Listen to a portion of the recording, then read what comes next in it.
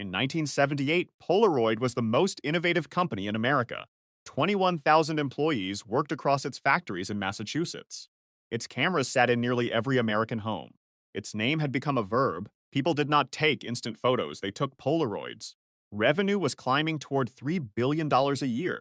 The company's founder, Edwin Land, was spoken of in the same breath as Thomas Edison. Steve Jobs called him a personal hero. Time magazine had put him on the cover. His company was a phenomenon. 23 years later, Polaroid filed for bankruptcy. The factories closed. Thousands of workers collected their final paychecks on the way out. And in one of the most quietly devastating details of the entire collapse, the severance payments distributed to laid-off employees, people who had given decades of their lives to this company, were $47 each. This is not a story about a company that failed to see the future coming. Polaroid saw it clearly. Their own engineers built a working digital camera years before most of their competitors. The company had the technology, the talent, and the capital to make it through the digital transition. This is the story of how they chose not to, and why that choice cost 21,000 people their livelihoods. The story starts not with a camera, but with a question from a child. In 1943, Edwin Land was on vacation in Santa Fe, New Mexico. He had just taken a photograph of his 3-year-old daughter, Jennifer. She looked up at him and asked a simple question. Why couldn't she see the picture right now? Land was already one of the most inventive minds in American science. A Harvard dropout who had developed polarizing technology used in car headlights, sunglasses, and military equipment during World War II. His daughter's question landed on a mind that was uniquely prepared to answer it. He spent the next 4 years solving the problem. In 1947, he stood before the Optical Society of America and demonstrated the world's first instant photograph, a sepia-toned print that developed inside the camera in 60 seconds. The audience gave him a standing ovation. Professional photographers dismissed it as a novelty. They were wrong. On November 26, 1948, the day after Thanksgiving, Polaroid put the Land camera Model 95 on sale at a Boston department store. All 57 units sold out within the hour. Customers stood in line to watch a photograph appear before their eyes. Photography had never seen anything like it, and the photography world would never be the same.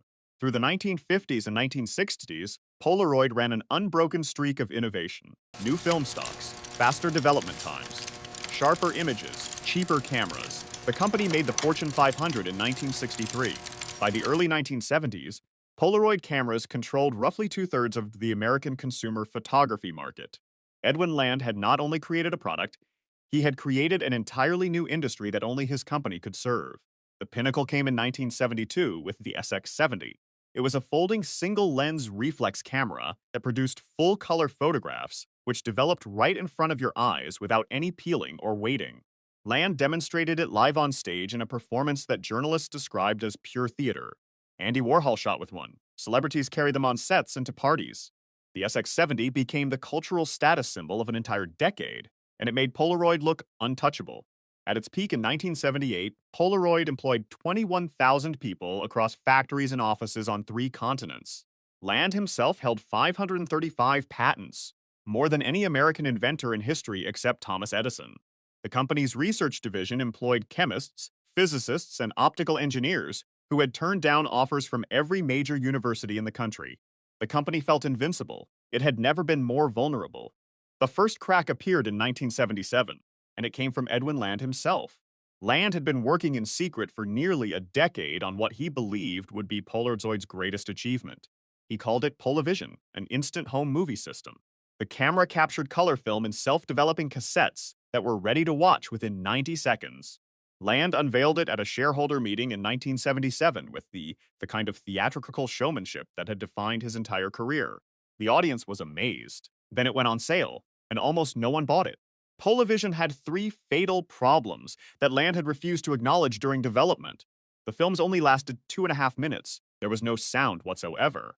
And by the time the product reached store shelves, Sony and JVC had already released VHS and Betamax videotape systems, which recorded hours of footage with full audio at roughly half the price. Polavision was already obsolete the day it launched. The company's own president had quietly opposed the project for years, believing Polaroid was making a catastrophic technology bet without conducting any meaningful market research. Land overruled him every time. The losses were staggering. Polaroid was forced to write off $89 million in Polavision inventory. cameras and viewers sitting in warehouses with nowhere to go. But the financial damage was almost secondary. What Polavision really destroyed was the board's confidence in Edwin Land's judgment. The man who had never been wrong had been catastrophically, publicly, expensively wrong. In 1980, Land gave up the chairmanship. In 1982, after 45 years building the company, he was effectively forced out entirely. In 1985, bitter and estranged from everything he had created, he sold every remaining share he owned in Polaroid and cut all ties. He died in 1991 in Cambridge, Massachusetts, at the age of 81. His family destroyed all of his personal notes and correspondence at his request. The man who had taught the world to see its memories instantly left almost no record of his own. What happened next at Polaroid was not dramatic. It was quiet and incremental and entirely self-inflicted.